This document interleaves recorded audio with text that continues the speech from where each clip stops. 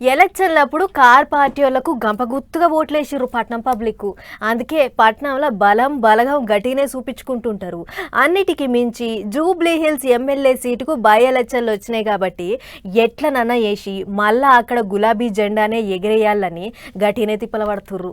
ఇక మీటింగ్ల మీద మీటింగ్లు నడుస్తున్నాయి. పట్నంలో పార్టీ ఇడవద్దన్నట్టే చేస్తుండ్రు కారు పార్టీ వాళ్ళు. బై ఎలక్షన్లలో జూబ్లీ హిల్స్ ఎమ్మెల్యే సీటును మళ్ళోసారి గెలుచుకునేందుకు కార్యకర్తలతోని గులాబీ లీడర్ల మీటింగులు జోరుగా అవుతున్నాయి. జూబ్లీ హిల్స్ వెంగళరావు నగర్ రెండు దిక్కులకేంచి కార్యకర్తలను పిలుచుకొని మాట ముచ్చట చేసిండు కేటీఆర్ సారు.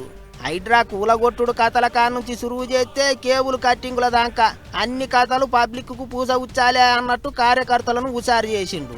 అంతేకాదు వాడు వీడు కొట్టుకుంటే నడమ ఇంకెవరో అందుకపోయినట్టు కార్యకర్తలు లొల్లులు పెట్టుకొని పార్టీని పరిశాన్ చేశారు.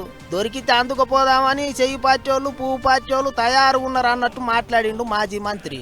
అటు పీజేఆర్ కొడుకు మాజీ ఎమ్మెల్యే విష్ణువర్ధన్ రెడ్డి కూడా జూబ్లీ హిల్స్ లో గులాబీ జెండానే ఎగురుతుందని మాట్లాడిండు. అయితే అధికారంలో ఉన్న చెయ్యి పార్టీ వాళ్ళు గంత ఆల్కగా ఎట్లిడుతారు.